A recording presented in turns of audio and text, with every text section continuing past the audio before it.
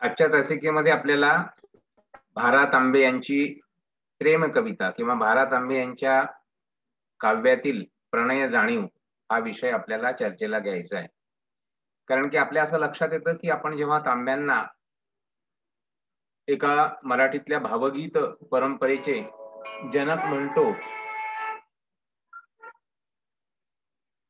Hello, हा शिवाली बेटा, मी थोड्या वेळाने करतो, एक पिरियड सुरू आहे ना माझा. हा हा हा तर आपण जेव्हा भास्कर रामचंद्र तांबे यांना मराठीतल्या भावगीत संप्रदायाचे किंवा गीत परंपरेचे जनक म्हणतो, तेव्हा आपल्या लक्षात येतं की त्यांच्या कवितेचं वेगळेपण कशामध्ये आहे, त्यांच्या कवितेचं वैशिष्ट्य कशामध्ये आहे आणि त्यांच्या कवितेची महात्मता कशामध्ये आहे. तर ती महात्मता आपल्याला जाणवते की त्यांची जी एक जीवनदृष्टी आहे, जगाकडे बघण्याची दृष्टी आहे, आणि ती दृष्टी जी आहे सकारात्मक दृष्टी आहे, ती आनंदवादी दृष्टी आहे, भारतीय दृष्टिकोन आहे जगाकडे बघण्याचा. आणि हा अशा प्रकारचा आनंद यात्री गीतकार जो आहे, ज्याच्या अशा प्रकारची जाणीव पुढच्या काळामध्ये आपल्याला बाबा बोरकर, मंगेश पाडगावकर, शांताबाई शेळके, ना. देशपांडे अशा अनेक कवींमध्ये दिसते. या तांब्यांच्या कवितेतल्या वृत्ती-प्रवृत्तीचा विस्तार मराठीमध्ये फार मोठ्या प्रमाणामध्ये झालेला आपल्याला दिसतो.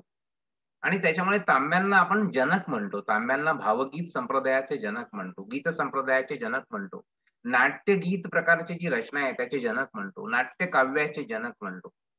म्हणजे मागल्या शतकाच्या सुरुवातीचा प्रारंभ काळामध्ये, म्हणजे आधुनिक मराठी कवितेच्या प्रारंभ काळामध्ये अशा प्रकारे ही जी एक भारतीय आणि काव्यधारा आहे, परंपरा आहे, त्या परंपरेमध्ये जगाकडे बघण्याचा जो सकारात्मक दृष्टिकोन आहे, आनंदवादी दृष्टिकोन आहे, सर्वम खल्विदम ब्रह्म अशा प्रकारचा एक वेदांती दृष्टिकोन आहे, त्या दृष्टिकोनानुसार जगाकडे बघून आपली काव्यरचना करणारे तांबे जे आहे, त्यांच्या काव्याची जी मूलभूत भावना आहे, जी जाणीव आहे, केंद्रीभूत जाणीव आहे, किंवा त्यांच्या काव्याचा जो केंद्रबिंदू आहे, प्राणबिंदू आहे. म्हणून आशा सावदेकरांनी म्हटलेलं आहे की तांब्यांनी प्रेमालाच विश्वाचा आत्मा मानलेला आहे. आणि म्हणून तांब्याचं एक वाक्य, तांब्यांचं स्वतःचं एक वाक्य आहे की सारे दृश्य विश्व अनंत सौंदर्याची, आनंदाची आणि प्रेमाची वार्ता सांगत असते.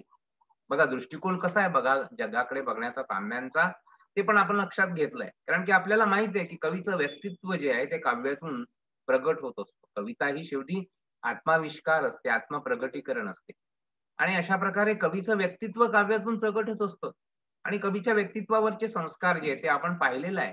खरं म्हणजे तांब्यांच्या चरित्रामध्ये आपण पाहिलेलं आहे की तांब्यांवर कशा प्रकारे रॉबर्ट ब्राउनिंग असतील किंवा शेली असतील, अशा पाश्चात्य इंग्रजी कवींचे एका बाजूला संस्कार आहेत, दुसऱ्या बाजूला भारतीय परंपरेमध्ये जी काही काव्यधारा आहे, त्या काव्यधारेचे सुद्धा, संस्कृत काव्यधारेचे सुद्धा संस्कार त्यांच्यावर आहे, संत काव्याचे संस्कार त्यांच्यावर आहेत. आणि त्या संस्कारातून एक विशिष्ट व्यक्तित्व तयार झालंय, जगाकडे बघण्याची दृष्टी तयार झालेली आहे.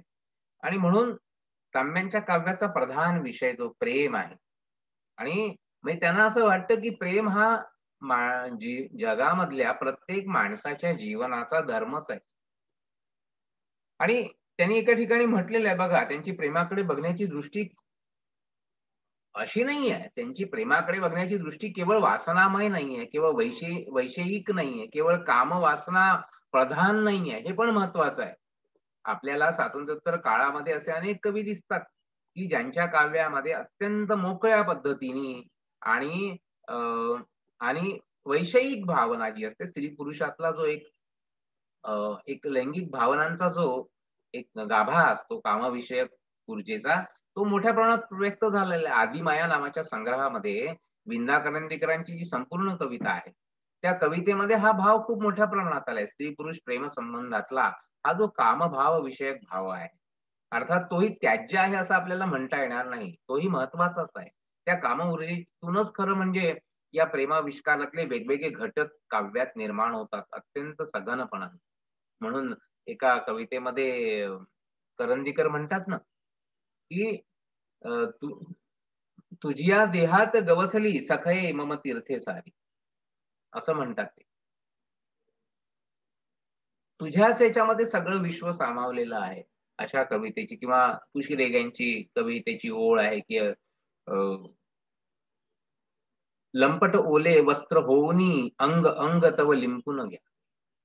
अशा प्रकारची पण कविता. पण तांब्यांच्या प्रेम कवितेचं वैशिष्ट्य असं आहे की तांब्यांची प्रेम प्रेम जाणीवच मुळात ही थोडी व्यापक प्रेम जाणीव आहे. म्हणजे ती केवळ स्त्री देहाशी थांबत नाही. लक्षात घ्या. स्त्री देहाशी थांबत नाही ती. स्त्री मन जे आहे त्याच्यावरही ती आपलं लक्ष केंद्रित करते. हां, स्त्रीचं व्यक्तित्व जे आहे त्याच्यावरही ती आपलं लक्ष केंद्रित करते. त्याच्याशिवाय या व्यक्ती-व्यक्ती संबंधाच्या पलीकडे असलेलं जे विश्व आहे, त्या विश्वाविषयी सुद्धा जी आस्था आहे त्या कवीला, त्या व्यक्तिमत्त्वाला ती सुद्धा ती प्रकट करते. आणि म्हणून त्याच्यामध्ये आपल्याला काव्य काय दिसतं, की तांब्यांच्या काव्याचा प्राण आहे प्रेम भावना. आणि तांब्यांच्या काव्यातील वैशिष्ट्य असं आहे या प्रेम भावनेचं, ती अस्सल भारतीय अशा मातीचा गंध घेऊन आलेली प्रेम भावना आहे. आणि सर्वं खल्विदं ब्रह्म हे जे एक महावाक्य आहे किंवा या विश्वाच्या याच्यामध्ये जसं ज्ञानेश्वर म्हणतात, की अ, हे विश्वची माझे घर ऐसी मती जयाची स्थिर किंबहुना चराचर आपण झाला. ही जी अनुभूती आहे, अ, अहम ब्रह्मास्मीची जी अनुभूती आहे, ती पण त्याच्यामध्ये कुठेतरी आहे असं आपल्याला दिसतं. आणि म्हणून त्यांनी काव्यामध्ये अनेक गोष्टी स्वीकारल्या, पाश्चात्य याच्यातूनही स्वीकारल्या. पण त्यांचा जो तत्वज्ञानाचा जो पाया आहे, निष्ठेचा जो पाया आहे, तो भारतीय आहे, असं त्यांच्यावर लिहिणाऱ्या अनेक लेखकांनी म्हटलेलं आपल्याला दिसतं. तांब्यांनी स्वतः असं म्हटलेलं आहे, की व्यक्तीचा विस्तार जर इतका होऊ शकला, की जगद्वर्तुळाच्या कोणत्याही बिंदूला ती स्पर्श करू शकेल, तर ही व्यक्ती सर्वोत्कृष्ट काव्यजननाला कारण होईल. त्यांचं म्हणणं आहे शेवटी काय आहे, की ह्या अ, अवतीभोवतीच्या माणसांविषयी, सृष्टीविषयी, निसर्गाविषयी जी काही अंगभूत आस्था आहे, ती जर माणसाच्या मनामध्ये असेल, ज्यालाच कोणी मानवतावाद वगैरे पण म्हणता येईल त्याला. ती अंगभूत आस्था जर मनामध्ये असेल, तर चांगलं काव्य निर्माण होऊ शकतं. तरच चांगलं काव्य निर्माण होऊ शकतं. निर्लेप काव्य निर्माण होऊ शकतं. निरामय काव्य निर्माण होऊ शकतं. निरपेक्ष प्रेमाची अनुभूती त्या काव्यामध्ये व्यक्त होऊ शकते. म्हणून ते म्हणतात, तेथे व्यक्तिलोप झालेला असतो, असे नव्हे, तर व्यक्तीचा विस्तार इतका झालेला असतो, की तिथे तिने सारे जग व्यापून टाकावे. व्यक्तित्व लोपापेक्षा जे जे ज्ञानदेवांनी आपल्या चिद्विलासवादामध्ये चिद्विलासवाद जो आहे, म्हणजे माणसाच्या एका ब्रह्मतत्वाचा विस्तार म्हणजे हे सगळं जग आहे. आणि त्याच्यामुळे या विस्तारलेल्या जगाला, आपल्यातूनच विस्तारलेल्या जगावर प्रेम करणं किंवा त्याच्याकडे आस्थेने बघणं, हा सगळ्यात महत्वाचा. म्हणून जे प्रेमानुभूतीतून जे सौंदर्य निर्माण होतं, ते तांब्यांच्या ह्याच्यामध्ये आहे. आणि ह्याच्यामध्ये मग हा जो घटक असतो, तांब्यांनी एका ठिकाणी म्हटलेलं आहे, की जे माझ्या ठायी मूलतत्व आहे, ते सर्व ठायी आहे. या जाणिवेमुळे, या विशिष्ट प्रकारच्या जाणीवेमुळे म्हणजे तांब्यांच्या प्रेमकाव्याचं जे अधिष्ठान आहे, ते कसं व्यापक आहे हे मला तुम्हाला सांगायचंय. ते व्यापक असल्यामुळे ती कविता वैषयिक पद्धतीची होत नाही. ती कविता ज्याला म्हणू आत्यंतिक अशा प्रकारचा आणि स्त्री-पुरुषातला कामुक अशा प्रकारचा व्यवहार त्याच्यामध्ये व्यक्त होत नाही. तर एक सोज्वळता, एक व्यापकता, एक निर्मळता, एक निरामयता, हं, एक वत्सल भाव त्या काव्यामध्ये सर्वत्र व्यापून असलेला आपल्याला दिसतो. आणि तांब्यांची जी पत्नीविषयक कविता आहे, ती पण त्यातला महत्वाचा गाभा आहे. अर्थात ती पत्नीविषयक असली, तरी त्याच्यामध्ये जे प्रगटीकरण आहे आपल्या भावनांचं, ते प्रगटीकरण व्यापक अर्थाने तांबे करतात, असं आपल्या लक्षात येतं. कारण त्यांचा काव्याविषयीचा दृष्टिकोन काय आहे बघा या संग्रहामध्ये. आपला हा जो संग्रह आपण अभ्यासाला घेतलाय, त्या संग्रहातली पहिलीच कविता जी आहे, त्या पहिल्याच कवितेमध्ये तांबे आपण 2-3 कविता आज त्यांच्या पाहणार आहोत. ही कविता आणि त्यांच्या काही प्रेम कविता आणि मग त्यांच्या प्रेम काव्याची वैशिष्ट्य काय आहेत, हे आपण बघणार आहोत. लक्षात घ्या. ही वैशिष्ट्ये जी काही वेगवेगळ्या अभ्यासकांनी आपल्या साहित्यामध्ये मांडलेली आहे, ती वैशिष्ट्य आपण इथे बघणार आहोत. त्याच्यामध्ये सुरुवातीला या संग्रहातली पहिलीच कविता आहे बघा. ही कविता आहे कुस्करू नकाही सुमने. कुस्करू नकाही सुमने. आणि बघा तांब्यांचं लेखन कसं आहे, हे भावगीतात्मता याला कशी मिळते, याला गीतात्मता कशी मिळते, याला गेयता कशी मिळते? कारण की तांब्यांचं एकूण काव्य लेखन जे आहे ते सुबोध आहे. ते प्रासादिक आहे. कसं आहे त्याच्यामध्येच त्यांच्या काव्याची लोकप्रियता दडलेली आहे. त्यांची कविता जेव्हा आपण ऐकतो किंवा वाचतो, तेव्हा वाचल्याबरोबर झटिती प्रत्यय म्हणतात ज्याला, झटिती प्रत्यय क्षमता म्हणजे झटकन ज्याचा प्रत्यय येतो, त्याची अनुभूती येते. त्यांनी त्यांच्या काव्यामध्ये जे काही भाव मांडलेले असतात, ते वाचकाला चटकन कळतात आणि त्याच्यामुळे त्याचा संवाद, कवी रसिक संवाद जो असतो, ज्याला म्हणतात भारतीय काव्यशास्त्राच्या भाषेमध्ये कवी रसिक संवाद. गद्रे देशपांडेंनी त्याच्याविषयीचं विवेचन भारतीय साहित्यशास्त्राच्या त्यांच्या ग्रंथामध्ये केलेलं आहे, की जी अनुभूती अ, काव क कवीच्या मनामध्ये असते, त्या अनुभूतीच्या पातळीवर रसिक पोहोचतो आणि तो जो संवाद होतो म्हणजे त्या विषयामध्ये जे आहे, त्या प्रेम नावाच्या विषयामध्ये जे काही आहे, अनुभूती आहे, ती कवीच्या मनामध्ये आहे आणि तीच अनुभूती रसिकाच्या मनामध्ये निर्माण होते. हा जो एक सेतू स्थापित होतो, हा जो एक पूल स्थापित होतो, तीनही पातळ्यांवर. म्हणजे वर्णविषय जो आहे, वर्णविषय प्रेम आहे. मानवी प्रेम आहे. मानवाचं मानवी तर सृष्टीशी प्रेम आहे. मानवाचं आणि ईश्वरी तत्वाशी जे नातं आहे ते व्यष्टी, समष्टी, सृष्टी, परमेष्टी हा जो अनुबंध आहे, त्या व्यष्टी, समष्टी, सृष्टी, परमेष्टीच्या अनुबंधातून जी व्यापक अशी अनुभूती प्रेमाची निर्माण होते, त्या प्रेमाला गवसणी घालण्याचा प्रयत्न इथे कवी तांबे करतात. म्हणून ती कविता रसिकांच्या पातळीवर पोहोचते. ती रसिकांना आपलीशी वाटते. रसिकांना कोणती गोष्ट आपलीशी वाटेल? जो विषय कवी काव्यातून मांडतोय तो रसिकाला आपला वाटतो, वाचकाला आपला वाटतो. आणि मग ही जी वैशिष्ट्य आहे ह्यातूनच यामध्येच तांब्यांच्या काव्याची महात्मता दडलेली आहे, असं पण आपल्याला दिसतं. तर ही जी महात्मता आहे, ही त्या त्यांच्या कवीच्या व्यक्तिमत्वामध्ये असलेल्या त्या प्रेमानुभूतीमध्ये आहे आणि ती प्रेमानुभूती व्यापक स्वरूपाची आहे. हे विश्वची माझे घर, ऐसी मती जयाची स्थिर, किंबहुना चराचर आपण झाला. अशा प्रकारची ती अनुभूती आहे, म्हणून ती कवीच्या काव्यामध्ये व्यक्त होते. म्हणून पहिलीच कविता काय आहे? सोपे मी सांगत होतो, की प्रासादिकता कशी आहे? सोपेपणा कसा आहे? ही जी गेयता आहे, ही गेयता कशी आहे? आणि हे जे घटक आहे छंदोबद्धता, गेयता, प्रासादिकता हे जे गुण आहेत काव्याचे, ते काव्याचे गुण सर्वत्र, ते सर्व गुण तांब्यांच्या कवितेमध्ये एकवटलेले आहे. म्हणून त्यांची कविता रसिकांशी संवाद साधते. वर्षोनवर्ष झालेली आहेत. एक शतक उलटून गेलेलं आहे. तरी तांब्यांच्या कवितेची मोहिनी रसिकांच्या मनावरची अजिबात कमी झालेली नाही. जन पळभर म्हणतील हाय हाय मी जाता राहीन कार्य काय जन पळभर म्हणतील हाय. म्हणजे जेव्हा जेव्हा माणसाच्या मनामध्ये अशा प्रकारच्या भावना निर्माण होतात जीवनाच्या क्षणभंगुरतेविषयीचा, तेव्हा हे आदर्श रूप हे गीताचं आपल्या समोर येतं. कळा लागल्या जीवा मला की ईश्वरा ठाव्या, कुणाला काय हो त्याचे कुणाला काय सांगाव्या. नदी लंघोनी जे गेले त्यांची हाकही काणी, समुद्री चौकणे पाणी पिण्याला थेंबही नाही, जनांच्या कोरड्या गप्पा. असे सारे जगतबंधू हमामा गर्जनेचा हो न नेत्री एकही बिंदू. अशी जी माणसाची अवस्था असते, तुटलेपण आहे, परात्मता आहे, ते व्यक्त करणारी कविता असो किंवा या बालांनो या रे या, लवकर भर भर सारे या, मजा करा रे मजा करा, आज दिवस तुमचा समजा, स्वस्थ बसे तोची फसे, नवभूमी दाविन मी, या नगराला लागुनिया, सुंदर ती दुसरी. म्हणजे बालगीतांमध्ये सुद्धा जो वत्सल भाव आहे, त्यांची प्रसिद्ध पुंगीवाला नावाची कविता आहे. पायपर नावाची रॉबर्ट ब्राउनिंगची. तुम्हाला सांगितलं की रॉबर्ट ब्राउनिंगच्या काव्याचा, शेलीच्या काव्याचा त्यांच्यावर प्रभाव. तर ही प्राईड पायपर नावाचं जे काव्य आहे रॉबर्ट ब्राउनिंगचं प्रसिद्ध दीर्घ काव्य आहे, त्याचा जो अनुवाद केलाय त्यांनी पुंगीवाला नावाने, त्या कवितेमध्ये जवळपास एक 19 कडवी आहेत. म्हणजे 19 कवितांचा गुच्छ आहे तो, छोट्या-छोट्या कवितांचा आणि त्याच्यामध्ये 110 कडवी आहेत त्या दीर्घ काव्यामध्ये. आणि त्याच्यातली ही कविता आहे, या बालांनो या रे या, लवकर भरभर सारे या, मजा करा रे मजा करा, आज दिवस तुमचा समजा, स्वस्थ बसे तोची फसे, नवभूमी दाविन मी, या नगराला लागून या, सुंदर ती दुसरी दुनिया.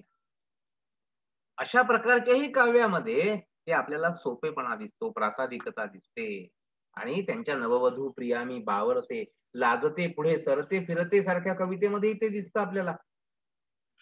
किंवा त्यांची जी प्रसिद्ध प्रेम कविता आहे, डोळे हे जुलमी गडे, पती पत्नी प्रेम ज्याच्यामध्ये दिसतं, एक निर्व्याजता त्याच्यामध्ये आहे, एक एक निर्मळता आहे त्यांच्या पूर्ण काव्य प्रवाहामध्ये. जसं एखाद्या अवखळ झऱ्याचं पाणी असतं की नाही, स्वच्छ, आणि त्यातून तळ दिसतो आपल्याला, तो प्रेम भावनेचा तळ तांब्यांच्या काव्यामध्ये आपल्याला दिसतो. आणि सगळ्या प्रकारच्या ही जी भावना अत्यंत प्रामाणिक आहे असं आपल्याला दिसतं. नंतर बोलतो मी, पिरियड घेतोय, थोड्या वेळाने बोलतो हा. तर आज नेमके रेकॉर्डिंग करायला जास्त. डोळे हे जुलमी गडे, खूप सुंदर प्रेम काव्य आहे. डोळे हे जुलमी गडे, रोखुनी मज पाहू नका, काढू कशी जादूगरी यात पुरी, येत उभे राहू नका. जशी ती कविता आहे की नाही आपल्या आरती प्रभूंची, नाही कशी म्हणू तुला म्हणते रे गीत, परिसारे हलक्याने आड येते रीत, नाही कशी म्हणू तुला विडारे दुपारी, परी थोरांच्या समोर घ्यायची सुपारी.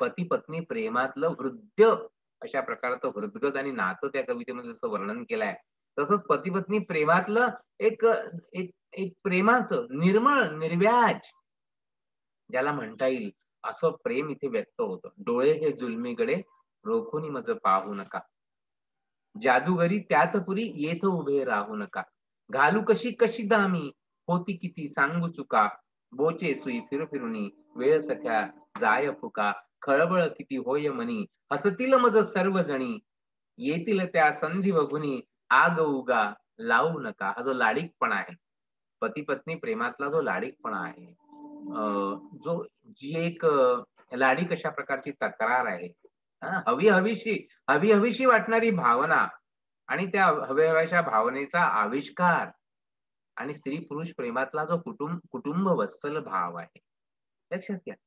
याच्यामध्ये आपल्याला कसं एका बाजूला अशा आविष्कारामध्ये कसं असतं की एका बाजूला स्त्री पुरुषातली कामभावना सुद्धा असते, शृंगार भावना सुद्धा असते, उत्तान भावना सुद्धा असते, पण तांब्यांच्या कवितेमध्ये तशी उत्तानता आपल्याला फार कमी प्रमाणात दिसते आणि त्याच्यामुळे त्यांची कविता लोकप्रिय होते असं आपल्याला दिसतं.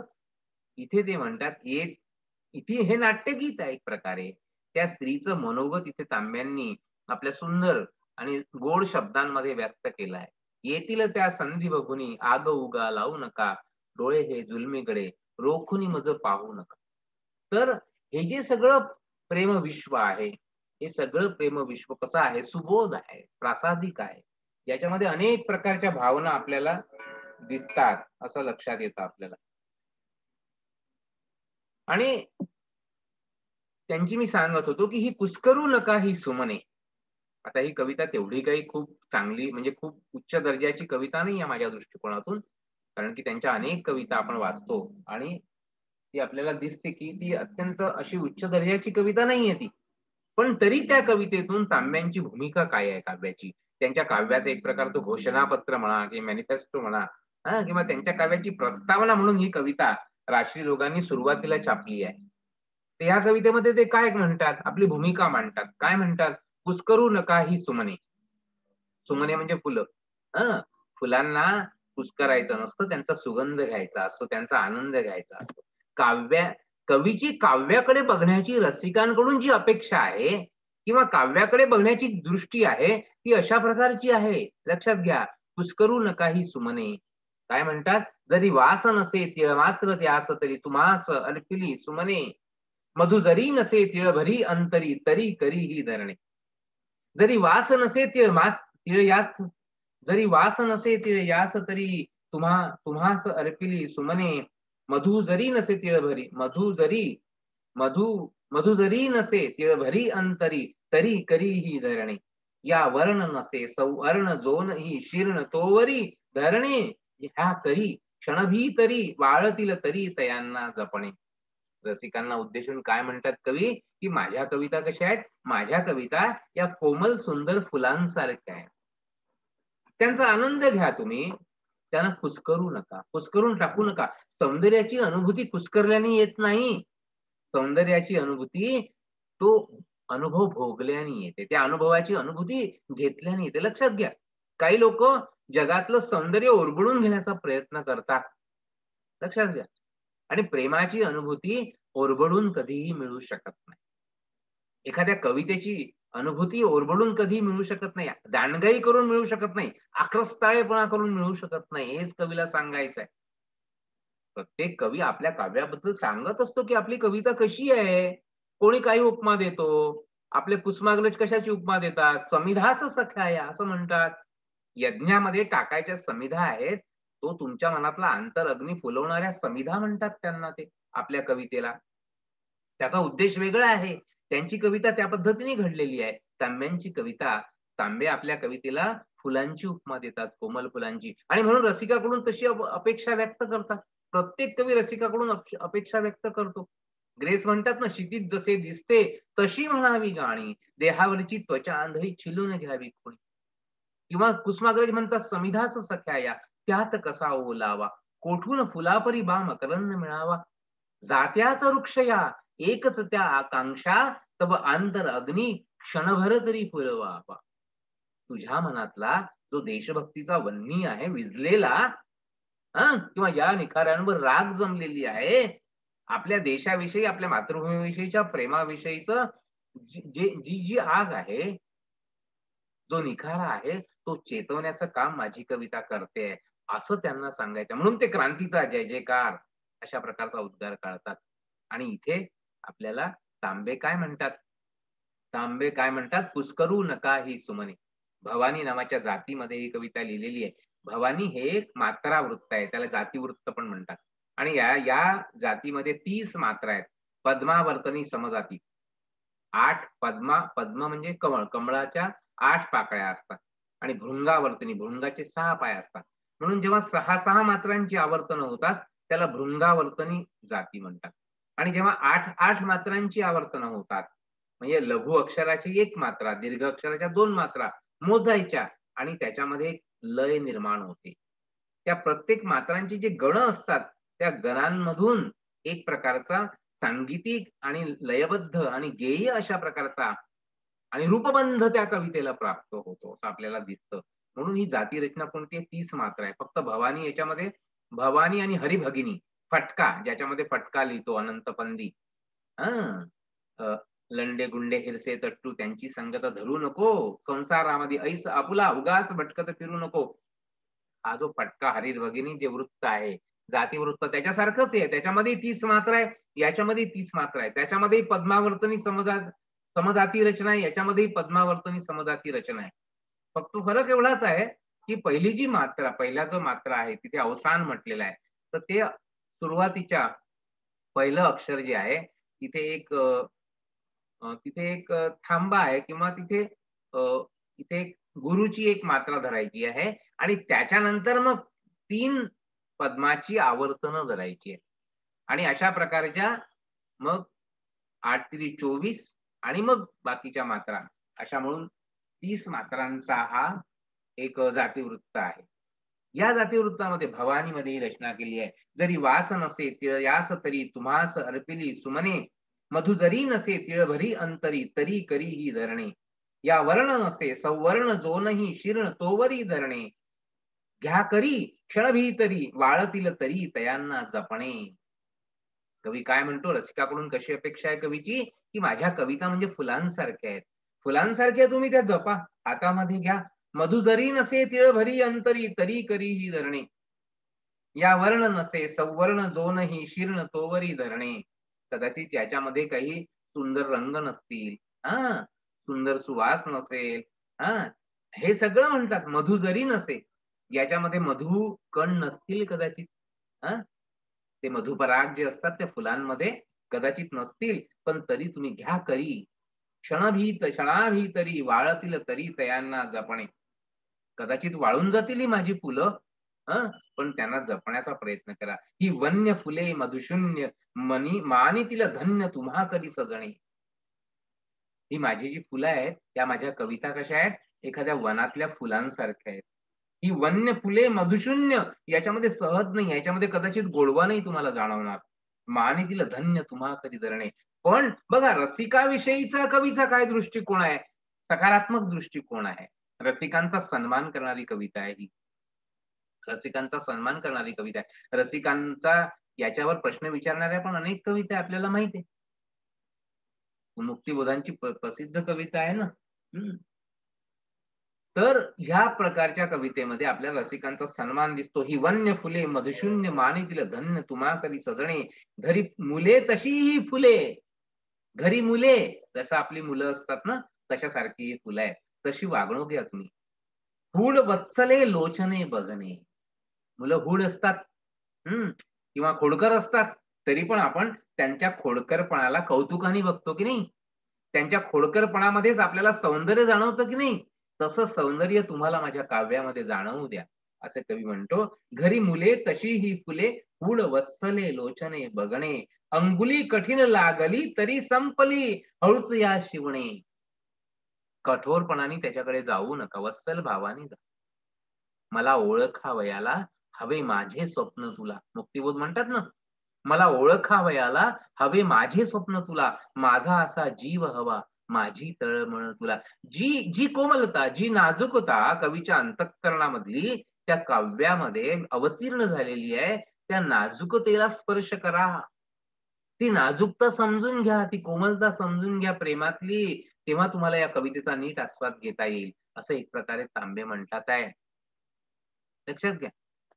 म्हणून ते काय म्हणतात? अंगुली कठीण लागली तरी संपली, हळूच या शिवणे.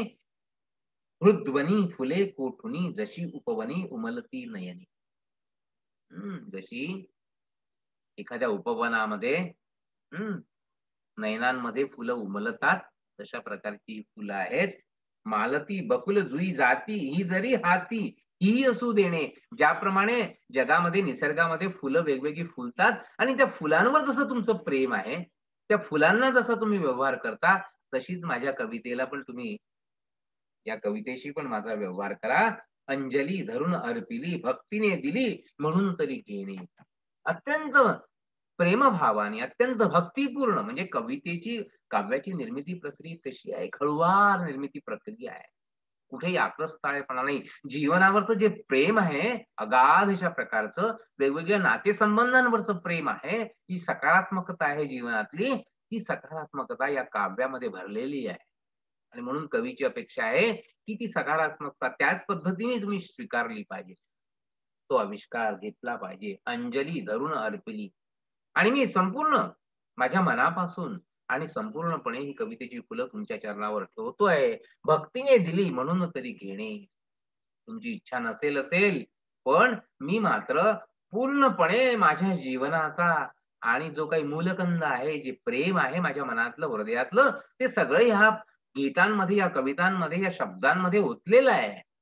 आणि कवी म्हणतो की त्याच भावनेने, त्या कोमल अंतःकरणाने, जसं ज्ञानेश्वरी सांगताना म्हणतात ना, की हळुवार पद्धतीने, चकोर तलगे. तुम्ही ते चांदणं जसं चकोर पक्षी वेचतो, तशाप्रमाणे तुम्ही, मी हे सांगतोय. ते रसिकांना उद्देशून जसं आपण ज्ञानेश्वरीमध्ये पाहिलं होतं, की काव्याचं अवगाहन कसं करा माझ्या, हे सांगताना ज्ञानेश्वरांनी अतिशय सुंदर अशा प्रकारच्या उपमा वापरल्या होत्या.